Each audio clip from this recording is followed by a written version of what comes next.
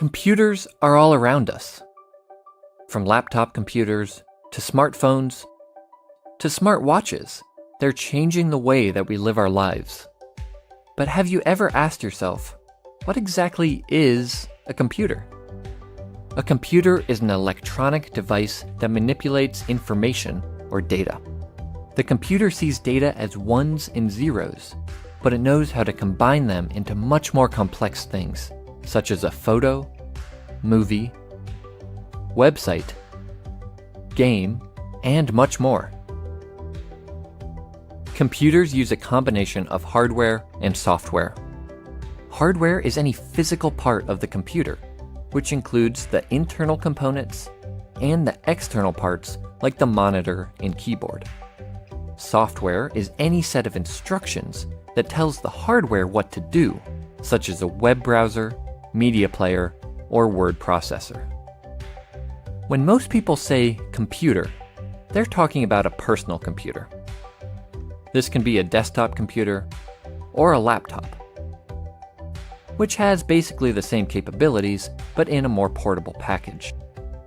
Personal computers come in a few different styles. The most common type uses the Windows operating system.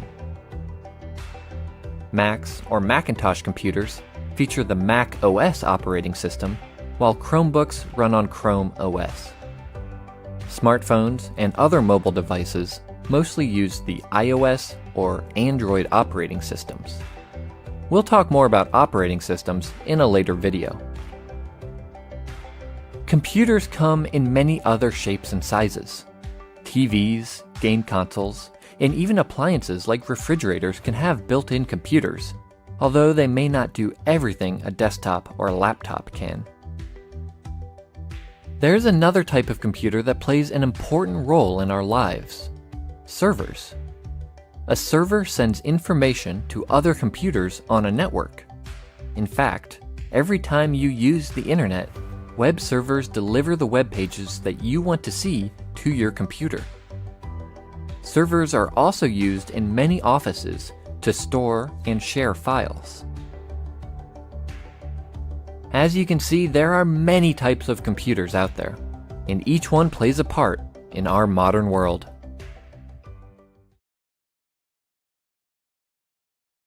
Every computer has its own set of buttons and ports. In this video, we're going to talk about some of the most common ones, including what they're for and how to recognize them. Some buttons are universal, like the power button. Depending on the type of computer you have, it may be on the front, on the back behind the screen, or even on the inside when you open the lid. The power socket is where you'll connect the power cord. If you have a laptop, you'll have a charging port instead. Most computers provide more than one USB port, so you can plug in any device you might need. Keyboards, printers, and USB drives are all common examples. Some computers even have USB-C ports, which can be used for many different things, not just plugging in devices. Laptops, for instance, often use the format for the charging port. If you have a desktop, you'll use the monitor port to connect the monitor. There are quite a few types of monitor connections, ranging from HDMI to the USB-C style we just mentioned. If you have a laptop, you can connect a separate monitor as long as you have the right equipment. Just look for the display port and plug in the appropriate cable. The Ethernet port lets you connect to the internet if you're not using Wi-Fi. All you need is an Ethernet cable, which you can then connect to your modem or router. If your computer has an audio jack, you can use it to plug in wired headphones or speakers. You may or may not have a disk drive, depending on how old your computer is and who makes it. The disk drive can be used to insert a CD, a DVD, or a Blu-ray disc. If you have ports that look like this, they're for older peripherals like mice, keyboards, and printers. Newer versions of these devices usually connect via USB or wirelessly. And that covers the basics of buttons and ports. Of course, every computer is different, and technology is always changing. To find out what options you have, take a closer look at your computer.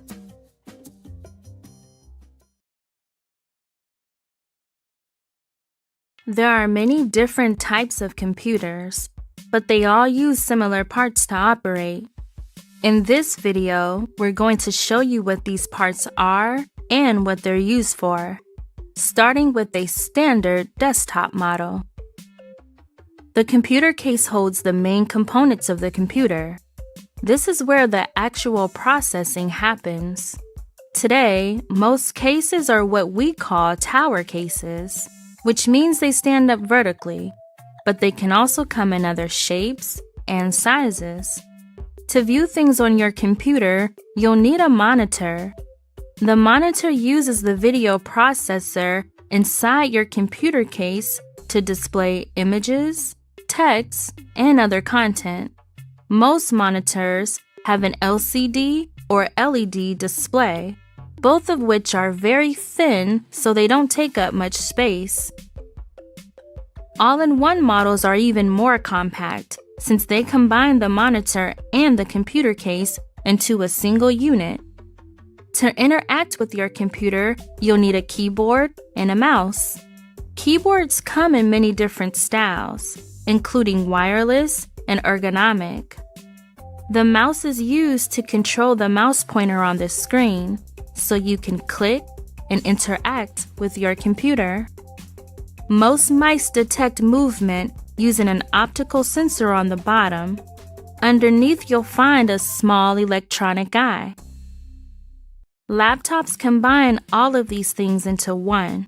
That includes the components that are normally inside the computer case, plus a built-in screen, keyboard, and touchpad.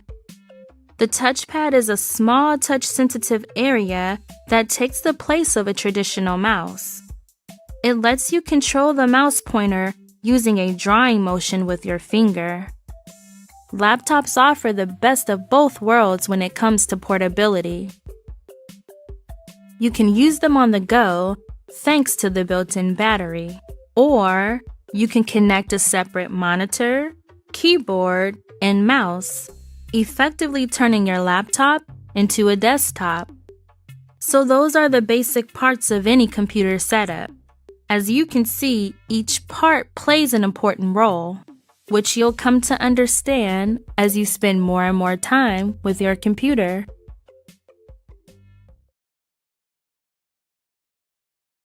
You may already know that there are many important parts inside a computer, but what exactly do they do?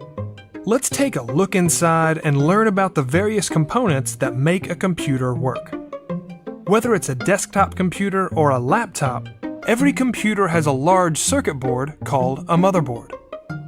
This contains some of the most important parts of the computer, such as the CPU, also known as the Central Processing Unit or processor. The CPU can be considered the brain of the computer because it processes information and carries out commands. Since it tends to get hot, it's covered by a piece of metal called a heatsink, which draws heat away from the processor. The motherboard also contains the computer's RAM, or random access memory. This is the short-term memory that the computer uses whenever it's performing calculations. However, you cannot store your files there, because the RAM is cleared when you shut off the computer. The hard drive provides long-term storage, keeping all of the computer's data even when it's turned off. Many hard drives use a magnetic platter to store data, but many newer computers have solid-state drives, which are faster and more durable, but also more expensive. On many desktop computers, the motherboard has expansion slots that allow you to upgrade by adding expansion cards. You can add a video card to get better graphics performance, or you can add a wireless card to connect to your wireless home network. Most laptops, however, don't have expansion slots. Of course, the computer's components need electricity to run. The power supply unit is designed to take power from the wall outlet and send it to all of the different components that need power. Laptops also contain a built-in battery that lets you use them anywhere. A computer is a pretty complex machine, but now that you've seen what goes on inside, it should be a little less mysterious.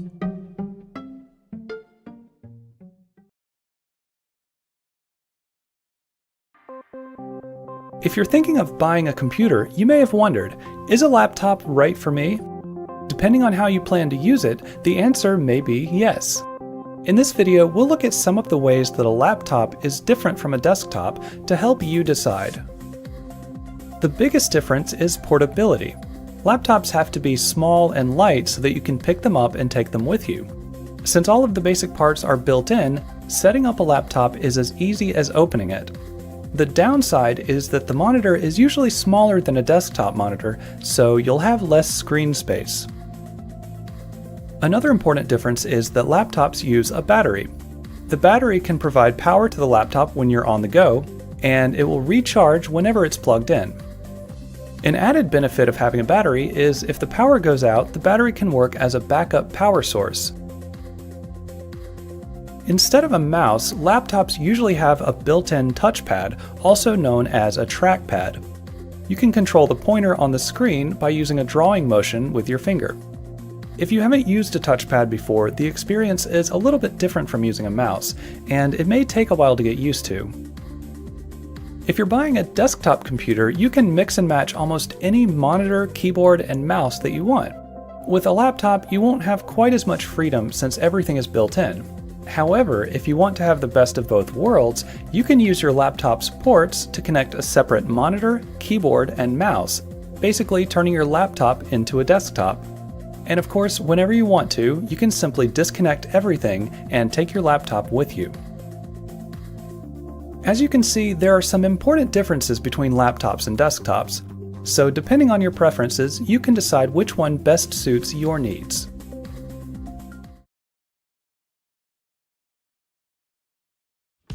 Did you know that you and your computer speak different languages?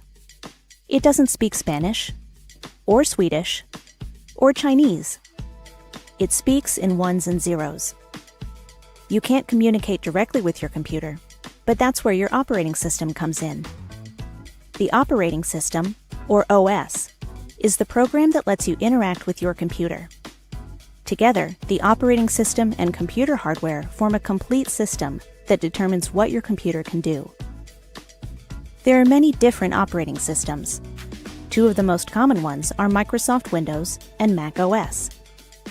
Windows comes preloaded on most personal computers, while Mac OS runs on all new Macs. Operating systems aren't just for desktop and laptop computers. Mobile devices run mobile operating systems, like Apple iOS or Google Android, which are designed for interactions with smaller touchscreens. Before downloading a new program or application, be aware that it may not be available for your operating system. Some applications work on all devices, while others only work on certain ones.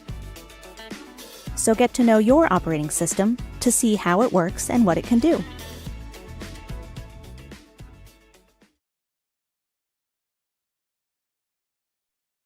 If you woke up this morning thanks to the alarm on your smartphone, or if you like watching videos or playing games on your tablet, you're using applications, also known as apps. An app is a software program that lets you do things, for lack of a better word. You'll find apps on all of your devices, including smartphones, tablets, and computers. Some apps help you complete tasks, while others are just for fun. Here's some examples of ways you can use apps. Mobile apps are apps that run on your smartphone or tablet. They can make many things in life more convenient. For instance, if you're looking for a place to buy coffee, an app like Google Maps can determine your current location and then recommend nearby coffee shops. Apps aren't just for mobile devices, though.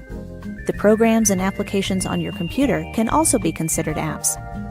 If you've ever used Microsoft Word to create a document, or a web browser to visit a website or check your email, guess what? You've used an app. Some apps come already installed, but you can easily download or buy more online. Apps are about communication, productivity, entertainment, and more. With so many possibilities, you're sure to find several apps that are perfect for the things you do.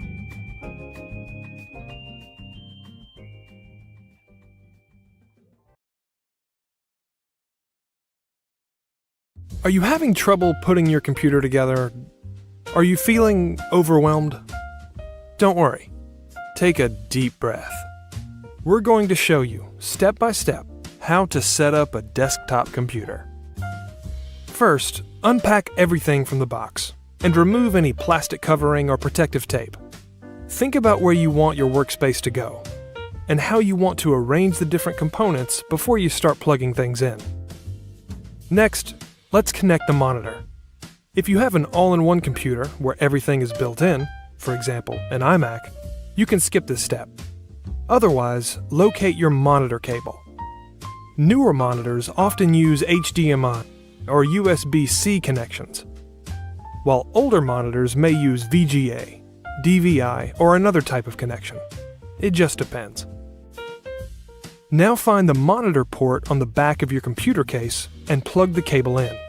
Most cables are designed to fit a certain way, so if it's not working, don't force it. When you're done, connect the other end to your monitor. Now it's time to plug in your keyboard and mouse.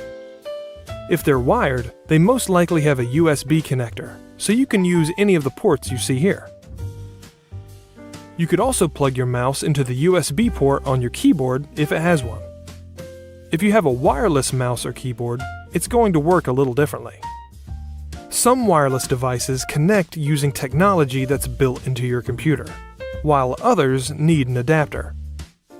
You'll also need to pair the device with your computer before you can use it. You may want to read the instructions that came with your wireless device to learn more about pairing. At this point, you can plug in your speakers or headphones. If it uses a typical audio plug, look for the green audio port on the front or back of your computer case. However, some speakers, headphones, and microphones use USB connectors. Finally, it's time to connect the power supply cables and plug the computer in. You should have two cables. One goes with your monitor, and the other plugs into the back of your computer case. Now plug both cables into a power outlet. We recommend using a surge protector to keep your equipment safe in the event of a power surge. When you're ready, plug the surge protector into a regular outlet. If it has a power switch, you may need to switch it on. That's all there is to it. Now take a minute to make sure you're happy with your workspace. Then, turn your computer on.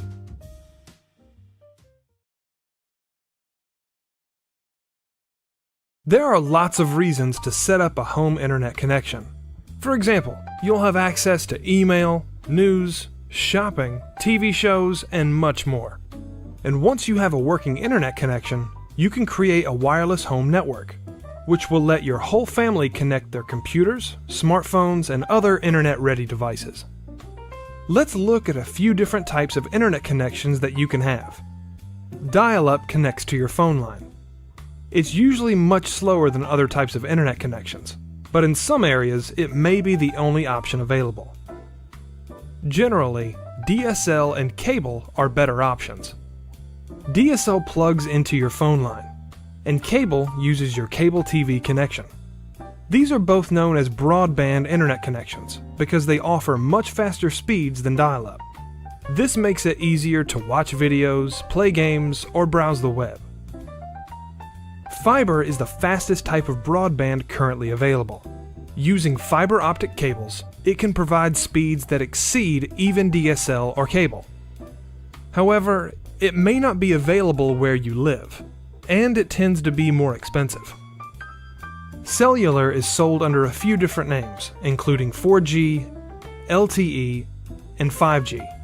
They're types of wireless internet connections often used by smartphones, but you can also get these types of connections for your home.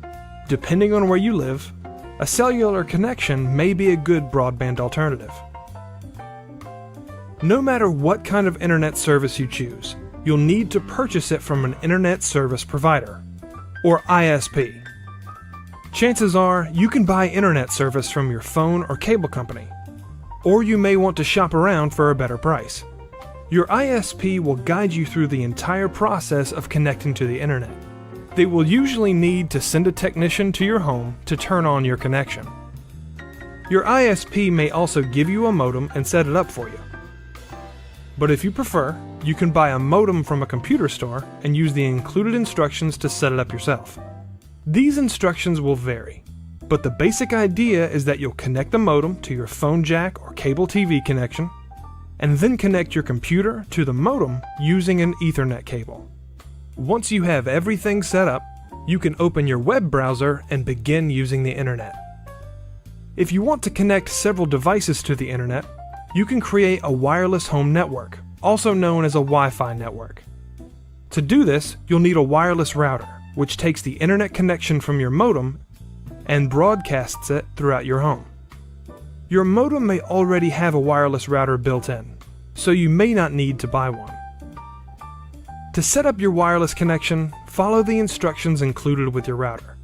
You'll need to choose a network name, also known as an SSID. Also, for security, you should turn on WPA2 or WPA3 encryption, depending on what your router supports. Then, make sure you choose a strong password. After you've set up your wireless network, go into each device's Wi-Fi or network settings, select your network name, and type your password. If any of your devices are not wireless ready, you can simply plug them into your router with an Ethernet cable, or you can purchase a wireless card. Setting up an internet connection and Wi-Fi network takes a little bit of work, but once you get it set up, your family will be able to use the internet without being limited to one computer.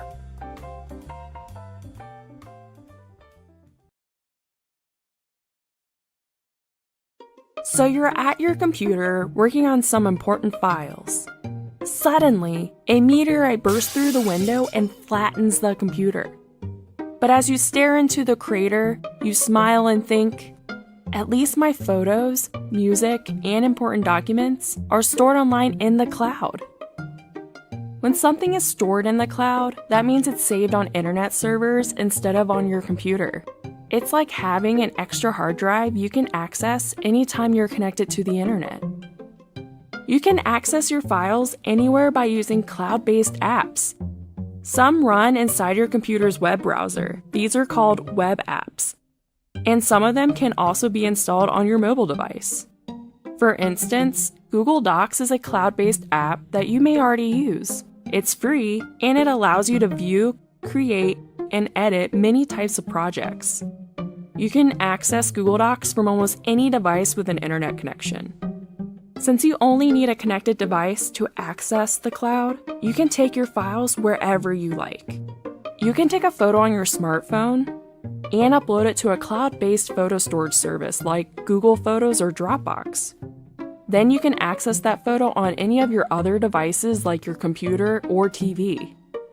You can even work on a document when you're far away from your desk and share it with anyone you want, instantly. Storing files in the cloud is a great way to protect them from accidents, viruses, and more. You can use cloud-based storage services like iDrive or Backblaze to back up the contents of your computer. These services run continually and back up automatically. This way, you will always have the most recent versions of your files stored in secure online servers. If something bad happens to your device, you can easily transfer your backup files from the cloud to another device. Whether you're backing up photos and music that you love, or using a file on the go, the cloud has a lot to offer. Plus, when your files are stored in the cloud, you won't need to worry about losing them to a computer malfunction or a rogue meteorite.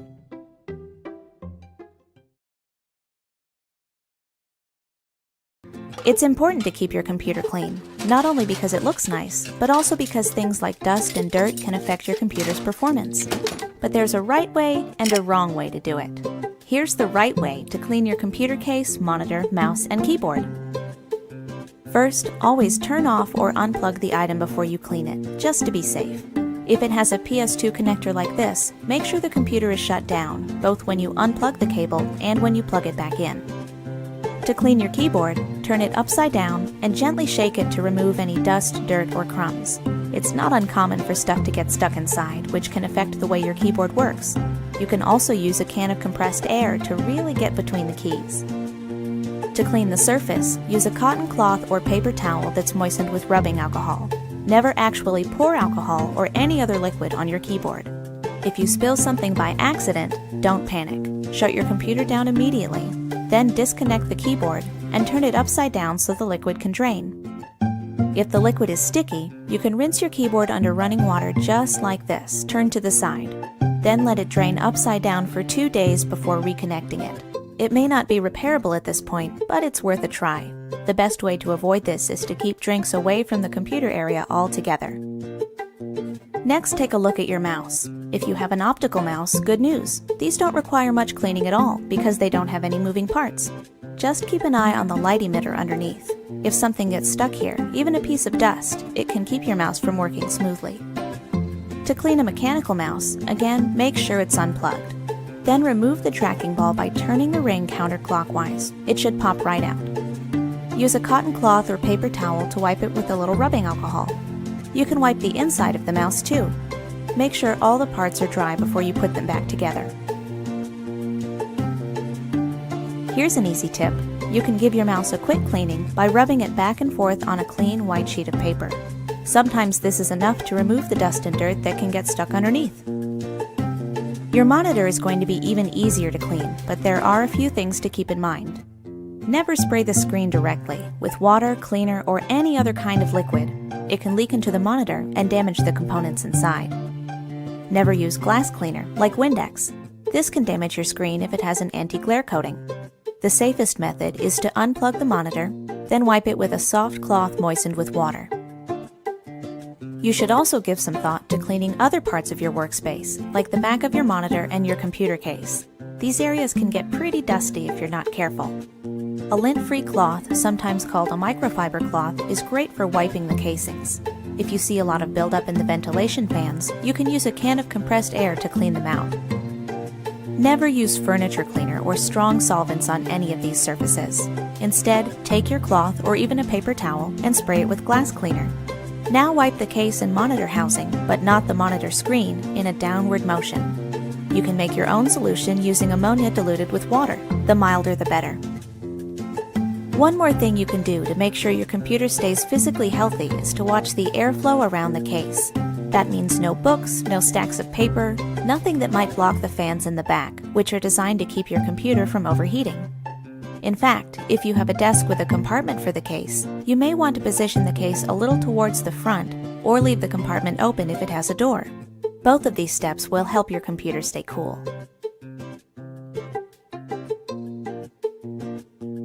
Looks good to me. Just remember to clean your equipment regularly, the right way, and your computer is sure to stay healthy for years to come. We rely on our computers for many different things. We trust them to keep our information safe, including our files and personal data. That's why it's important to protect your computer and do your best to keep it running smoothly. Here are some tips that can help. One of the biggest threats to computer safety is malware.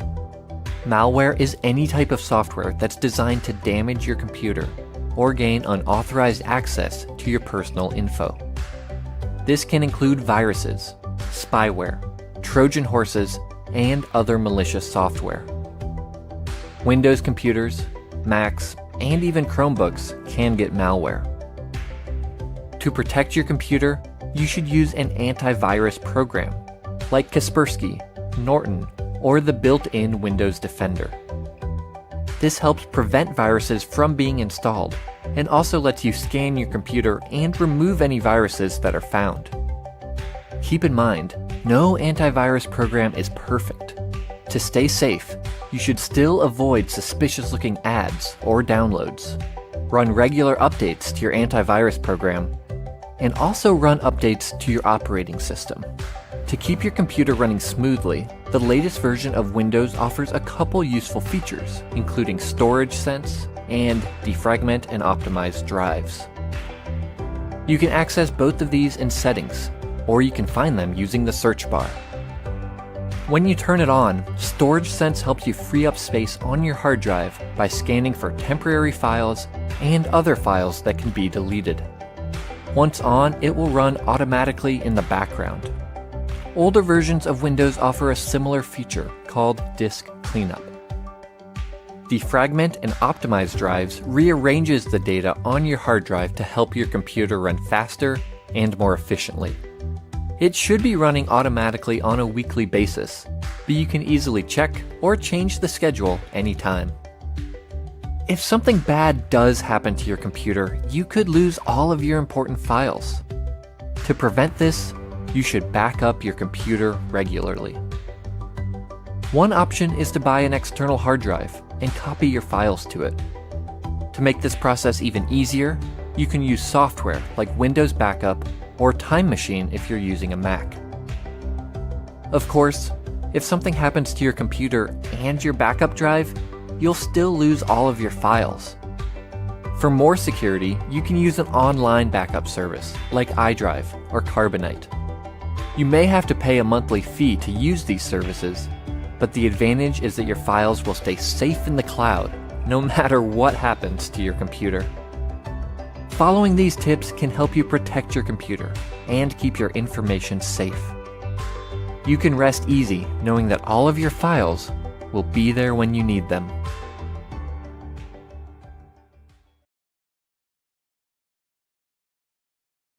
Does staring at the computer for hours make you feel tired?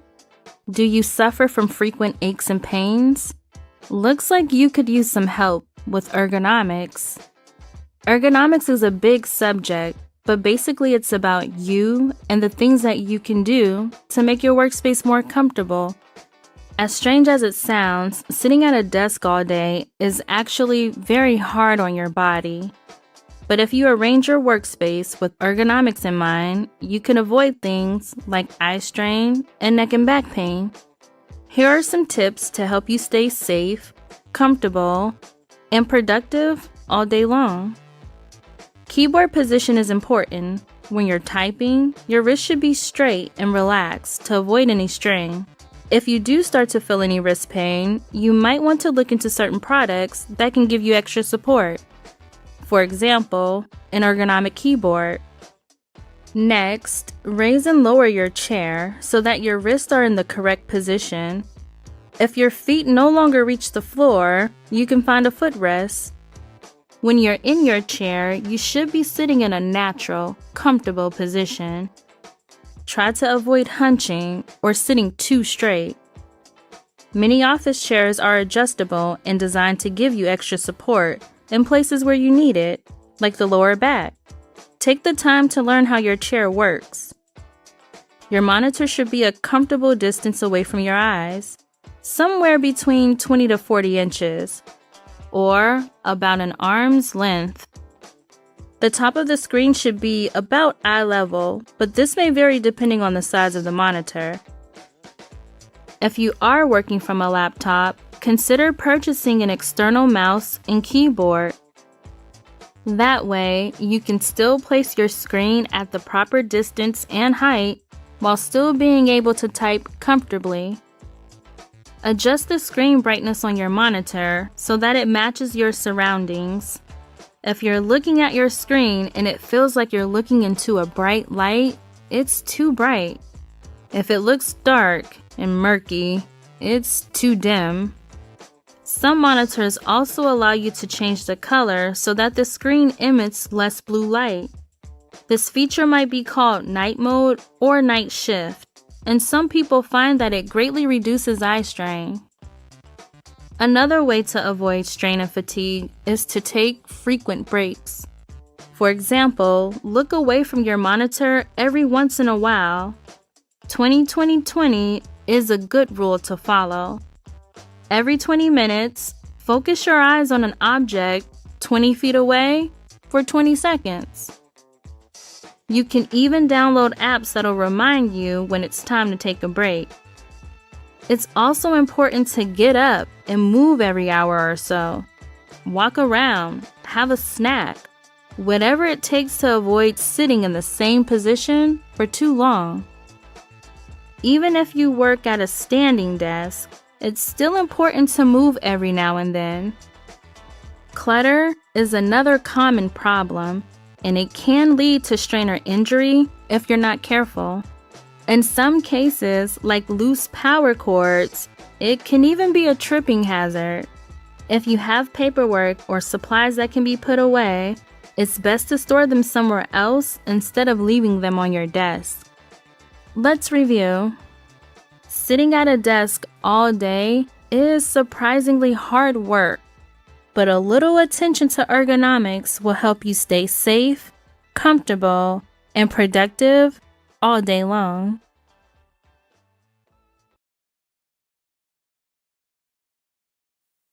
While you're using the internet, you may be picking up spyware, downloading malware, or using fraudulent sites without even knowing it. But don't worry, your browser does a number of things to help make sure you avoid running into malicious websites. And there are also some precautions you can take to stay safe. Something as simple as double-checking domain names can save you from accidentally visiting a site with unsafe content. Malicious sites often use deceptive web addresses to trick users into believing they are on a legitimate site. Many web browsers will highlight the domain when you're typing in a site's web address. In this case, it's just a darker font than the rest of the web address. Being able to clearly read the domain name makes it easier to double-check and make sure it's correct. This will help make sure you're going to the real, trusted site and not a phony site with a similar web address. And if you are about to access a site that contains malware or other malicious content, many web browsers will show you a warning. Some websites will display this padlock image or a similar image.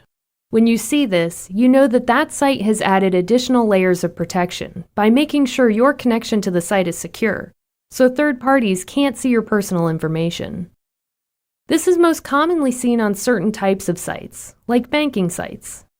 You won't see this on all websites, and that's okay. Not all sites need the extra security.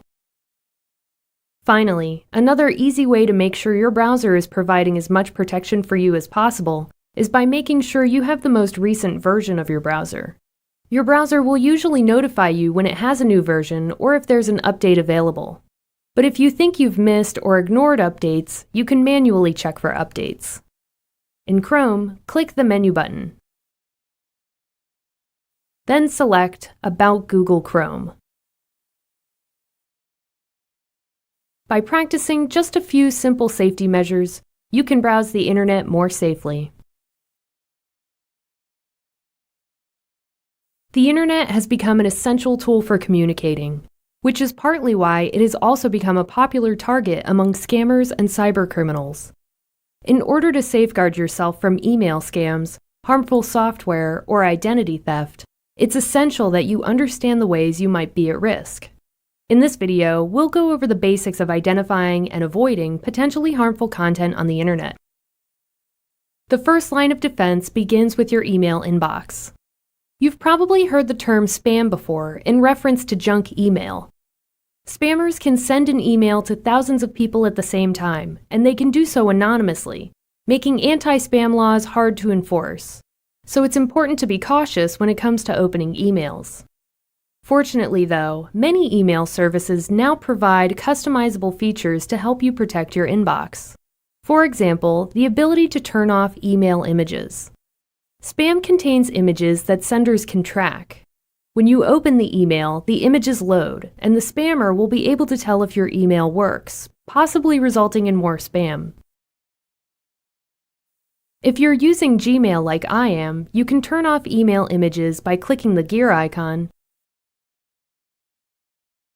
and then selecting Settings from the drop-down menu. Choose Ask before displaying external images.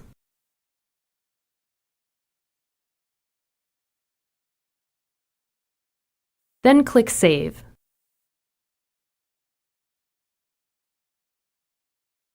Now if I get an email with images, Gmail will ask if I want the images to be displayed. Most email services also check to see if incoming messages are spam. If it finds spam, it will store the mail in a spam folder, so you don't accidentally open it when you're checking your email. Spam blocking systems aren't perfect though, and there may be times when legitimate emails end up in your spam folder. So it's a good idea to regularly check and make sure you aren't missing important emails. To check your spam folder in Gmail, click More in the left pane. Then select Spam. And here you can see all the emails that have ended up in your spam folder. Many email services have a feature you can use to mark emails as spam. In Gmail, I can just select the email and then click this button to mark it as spam. This helps your email provider to filter out these types of messages in the future. Some spam emails are simply annoying advertisements. Others will claim to be contacting you about something important, when what they're really trying to do is steal your personal information. This is known as phishing. It's a type of scam in which an email pretends to be from a bank or another trusted source in order to trick you into handing over your personal information by asking you to complete some sort of action. They may want you to re-enter a password, verify or update sensitive information like phone numbers, addresses, or credit card numbers. And they almost always tell you to do so by following links they provide. It's a good idea to avoid clicking links in emails. Instead of clicking the link, retype the URL into your browser's address bar to ensure that you go to the correct website. For example, here's an email that looks like it's from Bank of America, saying that some personal information has been changed and asking me to verify the changes by following a few links. It looks real enough at first glance, but it's surprisingly easy for scammers to create deceiving details such as these. Remember, phishing emails won't always look like they're phishing. The whole purpose is to look like they're from your bank, credit card, or another trusted company.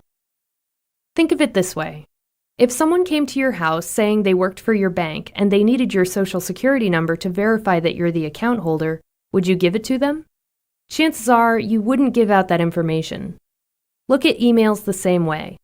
Just because an email says it's from a familiar company doesn't mean it really is.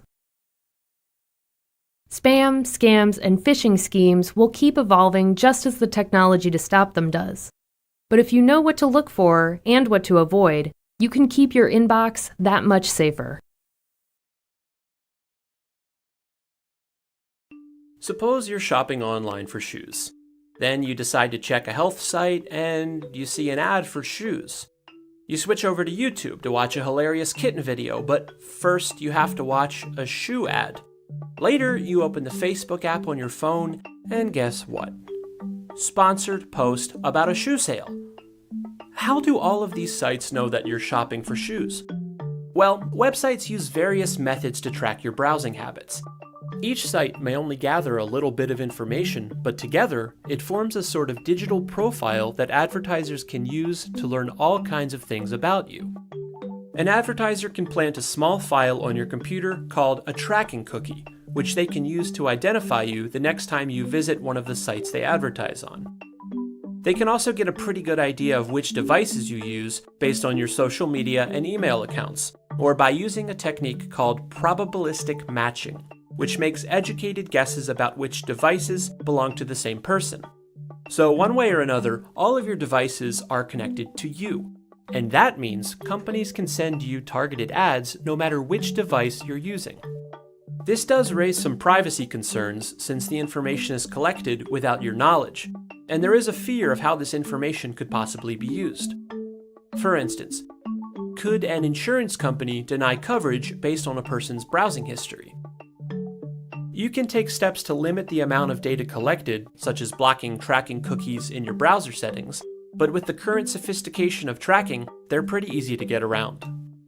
However, there are potential upsides to all this data being collected. It allows sites to recommend articles and videos based on your interests, and helps search engines more quickly find the results you're looking for. As the technology continues to advance, sites will find new ways to tailor their content to better meet your needs. It's hard to say exactly where this will lead, but for better or worse, digital tracking is part of the modern online reality.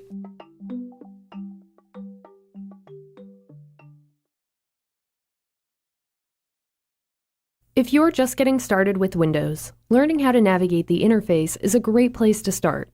Let's take a look at the desktop, which is the screen you see here. It includes a desktop background, also known as your wallpaper, and the taskbar at the bottom of the screen. The taskbar is where you'll find shortcuts to some of the applications on your computer, as well as the Start button. In most versions of Windows, you can click the Start button to see a list of applications, files, and settings. But if you're using Windows 8, you can click the Start button to return to the Start screen. The taskbar is also where you'll find File Explorer, which allows you to view and open files and folders. For now, I'm going to close the window by clicking the X. Let's check out more features on the desktop instead. The desktop is the main workspace for your computer. To open a program, file, or folder, just double-click the icon. Each time you want to open something, it will appear in a new window. You have the ability to move windows by clicking and dragging the top of the window. When you're done, just release the mouse. If you have more than one window open at a time, you can quickly switch between them by clicking the icon for that window on the taskbar. Almost all windows allow you to maximize the window so that it fills the entire screen. Just click the button here. Click the button again to return the window to its original size. When you're finished, closing the window is easy. Just click the X. That covers the basics. Now that you know your way around Windows, you can start taking advantage of everything it has to offer.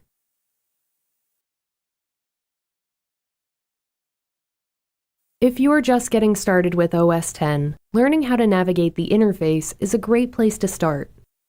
First, we're going to take a look around at the desktop, which is the screen you see here. It includes a desktop background, also known as your wallpaper, the menu bar at the top, and the dock at the bottom. The dock is where you'll find shortcuts to some of the folders and applications on your computer. For example, iTunes, Safari, and Finder. To open any of the items on your dock, just click the icon. There are actually several different ways that you can navigate to files, folders, and apps in OS X. The Finder feature is one of them. We'll talk more about how to use the Finder later, though. For now, I'm going to close the window by clicking the red button in the upper left corner. Let's check out Launchpad instead, which you can also find on your dock. As you can see, Launchpad gives you access to all of your applications at once, making it easier to find and access the programs on your computer. To open a program, click the one you want. Exiting applications is just as easy. Let's zoom in on the menu bar so you can see how it works. To exit an application, click the name of the app in the upper left corner. Then choose Quit from the menu. Also on the menu bar is the Apple icon. This gives you access to your system preferences, recent files, folders, apps, and much more. You'll also use the Apple icon whenever you want to restart or shut down your computer. On the right side of the menu bar, you'll find an icon that looks like a magnifying glass. This opens a feature called Spotlight, which you can use to search the contents of your computer if you're having trouble finding something. Just type what you're looking for example, a file or an app, and you'll get a list of search results. The last icon on the menu bar opens the Notification Center, which has been included in each version of OS X since Mountain Lion. Here, you can keep track of the alerts you receive for different applications, including events on your calendar, reminders, and more. The Notification Center can be customized to show as few or as many alerts as you want. The desktop itself is one more place where you can store files, folders, and even shortcuts for easy access. This time, however, to open an item, you'll need to double-click your mouse. Some apps have a full screen mode that you can activate by clicking the double arrow in the upper right corner. This causes the window to expand, so you can focus on the application without any other distractions. To return to normal view, press Ctrl-Command-F on your keyboard. Not all apps support this feature, but it's available in several of the apps that come pre-installed on your computer. The last thing I'd like to talk about is using your mouse in OS X, specifically a feature called natural scrolling. You can learn more about how it works by going to System Preferences, then choosing Mouse or Trackpad depending on what you have. In this case, we'll choose Mouse. As you can see from the demo, natural scrolling is basically the reverse of traditional scrolling. It's almost like you're pushing the content up and down on the page. This may seem awkward at first, but it's actually how many touchscreen devices work. Natural scrolling is the default setting, but you can always disable it by checking the box here. I recommend trying it both ways to see which one you prefer. While you're in this window, you can also take a look at multi-touch gestures. For example, here's one that lets you go back and forth between pages using a simple swipe. OS X supports many different types of gestures, including pinches, taps, and double taps, depending on what your mouse or trackpad is capable of. Each gesture performs a specific task. To learn more, I recommend visiting this resource again once you become more familiar with OS X. That covers the basics. Now that you know your way around, you can start using OS X and taking advantage of everything it has to offer. A web browser is a tool you use to access the internet. In order to make the most out of the internet, it's important to understand the basics of using a web browser. There are many different web browsers, including Chrome, Safari, Firefox, and Internet Explorer. All of them allow you to view websites, but they each have a different look and feel, so picking one will depend mostly on your personal preference. Right now, I'm using Chrome. When you open your browser, at the top of the window, you'll see the address bar. This is where you'll type the web address of the page that you want to visit. If you've been to a website before, your browser may suggest it, or even automatically complete the address for you. If you see the address you're looking for in the suggestions, you can just click it, or press Enter when you're done typing. Most of the time, you're going to go from one page to another by clicking on links. To go back to the page you were just on, you can click the Back button. To return to the first page, click the Forward button. If you see a link that you want to click but you don't want to navigate away from the page that you're on, you can open the link in a new tab. Just right-click the link and select Open in New tab. This opens the page behind the current page, so it doesn't take you away from the original site. You can also create a new tab by clicking here, and then typing in the address or name of any site you want to visit. To close a tab, just click the X. If you're on a website that you know you'll want to visit again later, or a website that you go to frequently, you can bookmark it. Most browsers have a button right next to the address bar that lets you easily bookmark any site.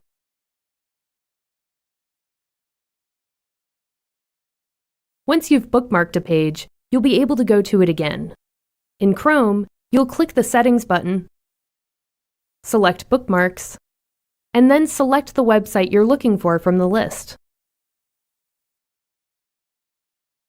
Even if you don't bookmark a site, there's still a way to find it again later. Your browser keeps track of all the websites you visit in a feature called History. All browsers allow you to access your history. In Chrome, you can access this by clicking the Settings button. You can then click on a site to go to it. And as you may remember from before, you can begin typing in the address bar and your browser will make suggestions. These suggestions come from your history and bookmarks. The locations of these buttons and other options may vary a little depending on which browser you're using, but you should be able to perform all of the same actions no matter which browser you decide to use.